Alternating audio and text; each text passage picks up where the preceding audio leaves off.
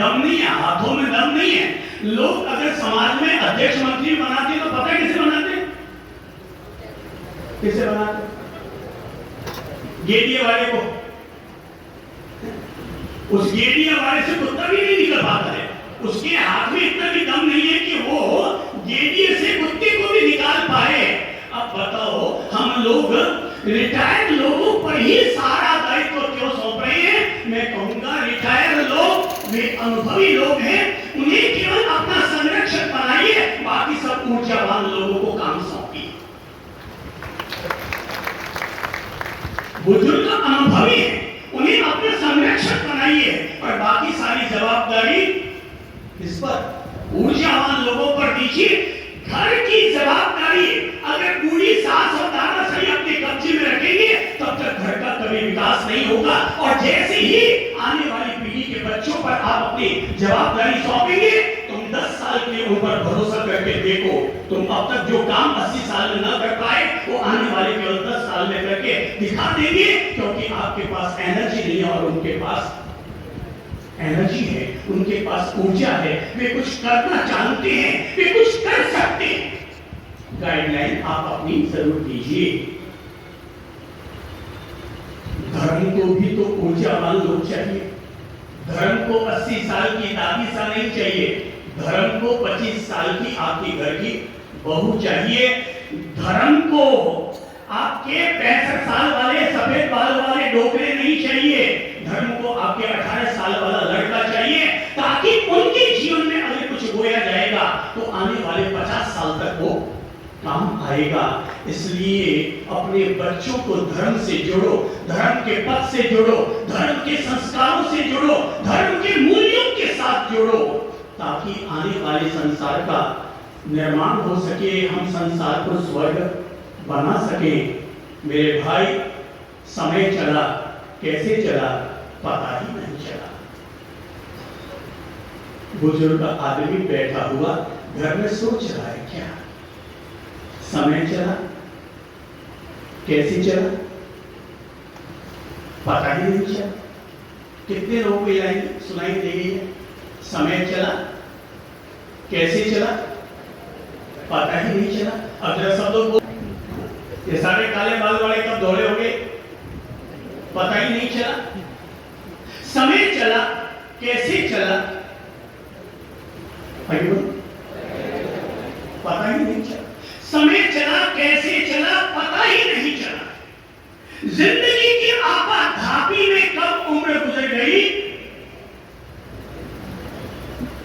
पता ही नहीं चला। जिंदगी की आपाधापी में कब उम्र गुजर गई पता ही नहीं चला। कल तक किराए के मकान से की थी जिंदगी की शुरुआत, कब घर का मकान और बंगला बन गया पता ही नहीं चला। साइकिल पर पैडल मारते हुए कभी हाँफते थे हम, साइकिल के पैडल मारते हुए कभी हाँफते थे हम, कब पांव के नीचे कार आ गई पता ही नहीं चला। कब पांव के नीचे कार और बाइक आ गई पता ही नहीं चला। कल तक हमने जिन काले बालों पर इतराते थे, जिन काले बालों पर इतराते थे, कोई अमिताभ बच्चन कट और कोई राजेश खन्ना कट के बाल संवारते थे, कल कब हमारे बाल दौड़े हो गए पता ही नहीं चला।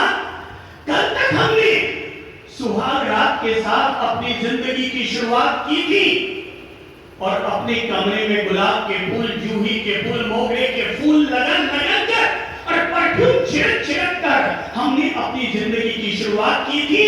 तब उस कमरे में झंडो बाम, लाल बाम, हरा बाम और डोलो और ऑलिव कॉम्बी फ्लेम आ गया पता ही नहीं चला।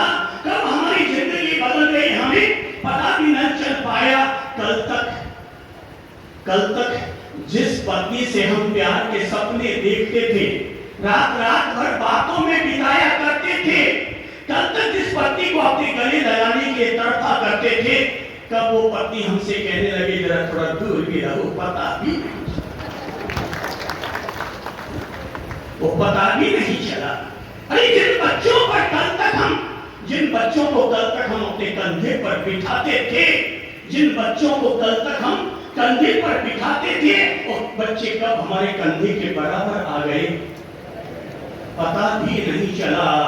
जिन मूंछों पर हम देते थे ताव, जिन मूंछों पर देते थे हम ताव और अपने आप को मानते थे जवान, कब ये मूंछे नामूछे हो गए पता ही नहीं चला। जिन भाई बहनों पर हम इतराते थे ये मेरा भाई, ये मेरे बहन, तब तक हम अपने परिवार पर इतराते थे, कब ये हमारा परिवार बिखर गया पता भी नहीं चला। जिन बच्चों के लिए खून पसीना हम एक करते थे, जिन बच्चों के लिए अपना खून पसीना हम एक करते थे और दिन भर की कमाई हुई सारी गाड़ी कमाई हम इन बच्चों पर लगाते थे, और ये बच्चे हमसे कब दूर हो गए पता ही नहीं चला। आज बैठे हैं कमरे में पति पत्नी दोनों, एक दूसरे को देख रहे हैं, एक दूसरे को ताक रहे हैं, सोच रहे हैं काश हम भी अपने लिए कुछ कर लेते, काश हम भी अपने लिए कुछ जी लेते। सारा परिवार, सारा कुलवा बिखर गया। हमने 2 से शुरुआत की, वापस 2 के 2 हो गए। अब सोचते हैं कुछ कर ले, अब भी सोचते हैं कुछ कर ले, पर करें क्या? शरीर कब बूढ़ा हो गया हमें पता ही नहीं चला। देखते देखते पूरी जिंदगी हमारी बीत गई, और कब ये जिंदगी बीत गई हमें पता भी न चल पाया।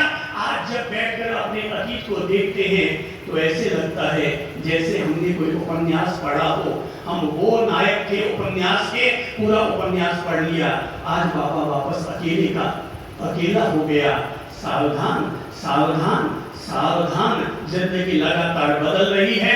हमें लगता है धंधा ही जिंदगी है, हमने केवल धंधे को ही जिंदगी बना लिया, पर ये पता नहीं है अभी तक कि जब हम जाएंगे तो धन सारा का सारा यही रह जाएगा। और मैंने जो किया है अपने जीवन में वो मेरा धर्म आज भी मेरे साथ है और अगले जन्म में भी मेरे साथ जाएगा। इस जन्म में भी मेरे साथ है और अगले जन्म में भी मेरे साथ जाएगा। जिस धन को हमने इकट्ठा किया, जिस धन के लिए हमने अपनी पूरी जिंदगी लगा दी, बेटी को दे देकर मायरा भर भर के हमने अपनी बेटी पर, हर आदमी ने 1 करोड़ रुपया लगाया है। कभी अपनी बेटी के बीच से जाकर कहना कि बेटा मुझे 10 लाख की जरूरत है, दुनिया का कोई जवाई अगर आपको 10 लाख दे दे तो मुझे कह देना। ये सब ले रहे हैं, सब ले रहे हैं, ये धन नहीं ले रहे बल्कि हमसे हमारी जिंदगी ले रहे हैं। और हम लोग अपने प्रति अपनी सुलगुल नहीं जगा पाते और केवल मोह माया में अंधे धृतराष्ट्र बन जाते हैं, और अंधे धृतराष्ट्र बनकर केवल उनके लिए जीते हैं। हमने नहीं सोचा अपने आप के लिए, हमने नहीं सोचा कि मेरा कल्याण कैसे हो सकता है। हमने ये तो सोचा कि मेरा बच्चा किस तरह से इंजीनियर पढ़ जाए, और हमने कभी ये नहीं सोचा कि मेरा बच्चा किस तरह से अच्छा इंसान बन जाए। मेरा बच्चा एक अच्छा इंसान कैसे बन सके, हमने कभी ये नहीं सोचा। हमने कभी उसे वो मूल्य नहीं दिए, वे संस्कार नहीं दिए, जो संस्कार जिन पर हम गौरव कर सके, जो आने वाले कल का निर्माण कर सके। और हमें हमारे बुढ़ापे में 2 तरह के लोग होते हैं, एक को बुढ़ापे में गेड़िया पकड़ना पड़ता है और एक को बुढ़ापे में अपने बेटी का हाथ पकड़ना पड़ता है। दोनों का फर्क है। संतान का सुख तो सबको मिलता है और संतान से सुख तो नसीब वालों को मिलता है। संतान का सुख तो सबको मिलता है पर संतान से सुख ये हर किसी को नहीं मिलता।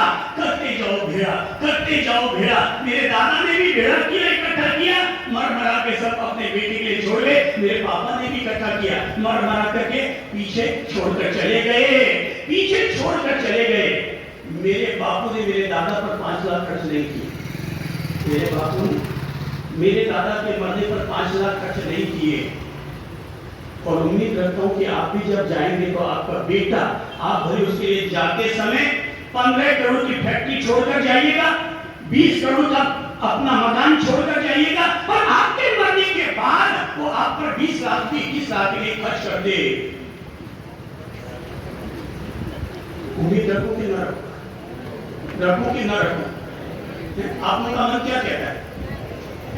ये मैं इसलिए कह रहा हूं कि नहीं आपने झट से कह दिया नहीं क्योंकि अपने भी अपने बाप दादों के लिए कुछ किया नहीं है। और जब अपने अपने बाप दादों के लिए कुछ किया नहीं है, आप में से कितने लोग हैं जो कह सकते हैं मेरे बापूजी जाते समय 5 करोड़ छोड़कर गए, हमने बोला उनको केवल उपाल में दिया जी जी पापा जी आपने केवल ये इतना सा प्लॉट लिया, 1-2 प्लॉट और खरीद लेता, आपके बापू जी का क्या लगता था? हमने केवल उनको उपाल में दिए हैं, इसके अलावा और कुछ नहीं दिया। वो छोड़कर चले गए, हमने उनके लिए कुछ न किया। हम भी जाएंगे तो हमारे पीछे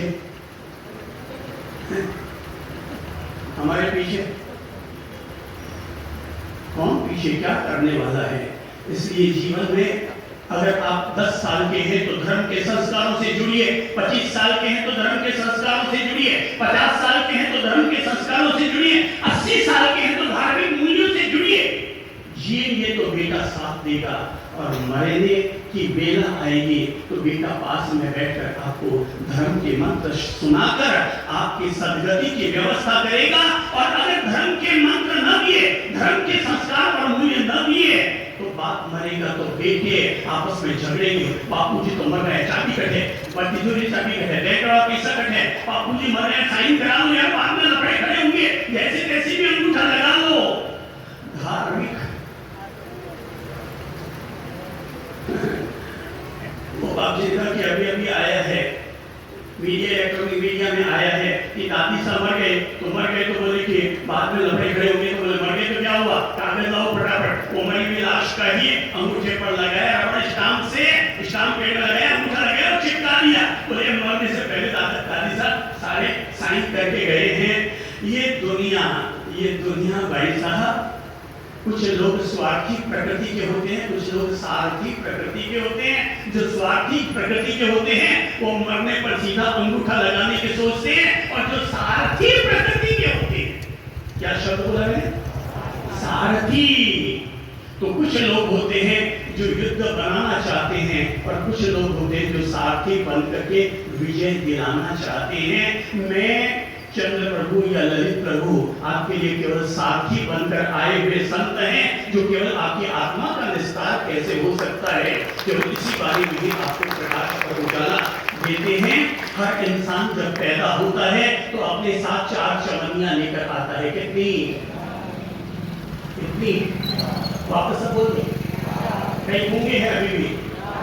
4 चवन्नियां, कितनी हाथ ऊपर बोल दो, 4 चवन्नियां लेकर आता है। ये इसलिए कह रहा हूं 4 चवन्नियां, क्योंकि अगर कोई आदमी आता है तो उम्मीद लेकर आता है कि शतायु भव का आशीर्वाद उसे फलेगा देगा। तो शतायु भव अर्थात वो 100 साल का होगा, और 100 साल का 1 रुपए में पैसे कितने? 100। तो ये समझो 1 रुपए में 100 पैसे, और 1 रुपए में चवन्नियां कितनी? 4। हो सकता है आज के बच्चों ने चवन्नियां नहीं देखी है, पर अपन सब लोगों ने तो चवन्नियों से ही गुजर कर आए हैं। 1 रुपये में 4 चवन्नियां होती है, और हर इंसान अपनी जिंदगी में 4 चवन्नियां लेकर आता है। पहला 25 साल हमारी पहली चवन्नी, दूसरे 25 साल हमारी दूसरी चवन्नी, तीसरे 25 साल हमारी तीसरी चवन्नी, और अंतिम 25 साल हमारी चौथी चवन्नी। हमें से कितने ही लोगों ने, अभी कई लोग ऐसे हैं जो अभी पहली चवन्नी को खर्चा कर रहे हैं, और कई लोग ऐसे हैं जिन्होंने अपनी पहली चवन्नी को खर्चा कर दी है। भले पढ़ाई लिखाई में लगे, पर पहली चवन्नी तो गई, हाथ से गई। दूसरी चवन्नी, कई लोगों ने पत्नी से प्यार करने में, पैसा कमाने में, कंपनी चलाने में, और कुल मिलाकर के दूसरी चवन्नी भी कई लोगों की गई है। अभी गई है तो हाथ से करो, गई। तो पहली चवन्नी भी गई, दूसरी चवन्नी भी गई, अब तीसरी चवन्नी में अपन चल रहे हैं। अपन सभी लोग तीसरी चवन्नी में चल रहे हैं, और ये तीसरी चवन्नी खर्च हो रही है, देखते ये खर्च हो जाएगी। ठीक वैसे जैसे देखते पहली और दूसरी चवन्नी खर्च हो गई। जैसे पहली और दूसरी चवन्नी हमारे हाथ से छटक गई, वैसे देखते ये तीसरी चवन्नी भी आगे लुढ़क जाएगी, और चौथी चवन्नी का कोई पता नहीं है किसने किसकी सांसें गिनी है। कोई जरूरी थोड़ी कि हम चौथी चवन्नी अपनी खर्च कर ही पाएंगे, और चौथी चवन्नी वैसे भी हाथ में गेड़िए वाली चवन्नी है। चौथी चवन्नी तो वैसे भी हाथ में गेंदिए वाली चवन्नी है, अंगम दलितम परितम मुंडम दर्शन विहीनम जातम तुंडम। तो अंग गल में चौथी चवन्नी का समय कौन सा होगा? अंग गल में, दांत गिर गए, वृद्धो याति भेत्वा दंडम तद तदपिनम सत्याशा पिंडम। आचार्य शंकराचार्य जी ने कभी भज गोविंदम स्तोत्र में बहुत प्यारी पंक्तियां कही थी। अंग गल गए, अंग गल गए, दांत गिर गए, मुंह से लार टपक रही है, हाथ में गेंदिया आ गया, कमर उसकी झुक गई है, बाल उसके माथे पर आकर के देखो कैसे हैं। अरे भाई डाई लगाने से बाल को काला करने से बुढ़ापा नहीं जाता है, बाल को काला करने से बुढ़ापे को ढका तो जा सकता है, पर बुढ़ापे को रोका नहीं जा सकता। इसे ढका तो जा सकता है, जैसे माथे पर घूंघट डाल लो, जैसे माथे पर घूंघट डाल लो तो माथा ढका तो जा सकता है, पर माथे को मिटाया तो नहीं जा सकता। हाँ, डाई करने से बुढ़ापा रोका तो जा सकता है, बुढ़ापा ढका तो जा सकता है, पर बुढ़ापे को रोका नहीं जा सकता। ये चौथी चवन्नी किसको मिलेगी या नहीं मिलेगी कोई गारंटी नहीं है। तो जिंदा है तो जिंदगी की जीत पर यकीन कर, तो जिंदा है तो जिंदगी की जीत पर यकीन कर। अगर कहीं है स्वर्ग तो उतार ला जमीन पर, अगर कहीं है स्वर्ग तो उतार ला जमीन पर। धर्म इंसान के जीवन को स्वर्ग बनाने की प्रक्रिया है। धर्म क्या है? जीवन को स्वर्ग बनाने की प्रक्रिया है। धर्म का अर्थ होता है अच्छाइयों को धारण करना। धार्यति इति धर्म, सब बोलो धर्म का मतलब क्या है? धार्यति इति धर्म, वापस बोलो सब, धार्यति इति धर्म। धारण करने का नाम है धर्म। प्रश्न है किसको धारण करना, किसको धारण करना? एक दूसरे को धारण करने का नाम है धर्म। नंबर 2, अच्छाइयों को धारण करने का मतलब है धर्म। नंबर 3, नैतिकता और पवित्रता को स्वयं में धारण करने का मतलब है धर्म। नंबर 4, अपनी आत्मा में परमात्मा को धारण करने का मतलब है धर्म। धर्म क्या है? धर्म अहिंसा का अनुष्ठान है। सब बोल, धर्म क्या है? वापस बोलिए जो नहीं बोल पाए। धर्म क्या है? धर्म अहिंसा का अनुष्ठान है। धर्म क्या है? मानवता की मुंडेर पर मोहब्बत का जलता हुआ चिराग है। धर्म क्या है? धर्म इंसान के आध्यात्मिक उदय के लिए बनाया गया एक पवित्र मार्ग है। धर्म क्या है? धर्म इंसान के भीतर नैतिकता और पवित्रता लाने का उपक्रम है। धर्म क्या है?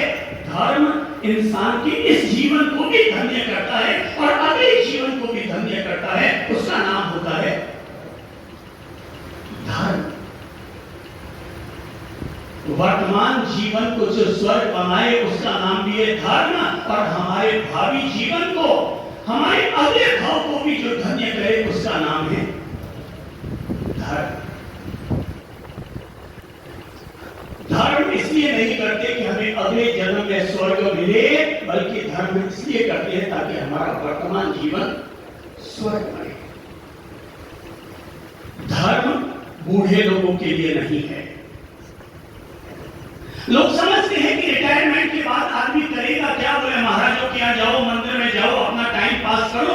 धर्म बुजुर्गों के लिए मात्र नहीं है, बल्कि धर्म ऊर्जा चाहता है, धर्म युवाओं को चाहता है, और धर्म चाहता है कि जिस इंसान के पास जितनी अधिक ऊर्जा होगी वो अपने जीवन में धर्म का परिणाम भी उतना ही अधिक ला पाएगा। अब जरा कल्पना करो, एक ऐसा आदमी 80 साल का बूढ़ा, हाथ में मीडिया लेकर चल रहा है, दांत भी गिर गए हैं, मुंह से लार टपक रही है, अभी तक तो वो अपनी सूसू और पोटी पर भी अपना कंट्रोल नहीं रख पा रहा है। ऐसा अपाहिज आदमी अगर धर्म के द्वार पर आएगा तो कैसे तो धर्म की सेवा करेगा, कैसे वो धर्म का आचरण करेगा, और किस तरह से वो धर्म के जरिए अपना उद्धार कर पाएगा। जो व्यक्ति जितना जवान है उतना जल्दी वो अपने जीवन के साथ धर्म जोड़ लेगा। धर्म का कल्प वृक्ष, धर्म का वट वृक्ष उसके जीवन में उतना ही उच्चतम अपना परिणाम देगा। अब होता क्या है? होता ये है, हम लोग धर्म स्थानकों में आते हैं, सामने जितने लोगों को बैठा देख रहा हूं, धंधा करने के लिए तो उन्होंने भेजा है अपने बेटे को, और यहां कौन आए हैं? दौड़े बाल वाले, उठने बैठने की श्रद्धा नहीं, सामयिक लेना हो तो सामयिक करने की अनुकूलता नहीं। तो यहां जो लोग आ रहे हैं वो कौन लोग आ रहे हैं? धर्म को युवा लोग चाहिए। धर्म चाहता है कि मैं बचपन से ही तुम्हारे कल्याण का मार्ग प्रशस्त कर दूं। जरा कल्पना करो, एक व्यक्ति 65 साल की उम्र में दीक्षा ले रहा है और एक व्यक्ति पीला पत्ता है, उसे अगर हम धर्म के सरोवर में डुबाएंगे तो वो पत्ता गीला तो हो जाएगा पर अपने ऊपर किसी भी तरह का फल फूल नहीं ला पाएगा। पर 15 वर्ष का बच्चा अगर धर्म के सरोवर में डुबकी लगाएगा तो अपने जीवन में इतना सिंचन पाएगा कि खुद का भी अभ्युदय करेगा, प्रशासन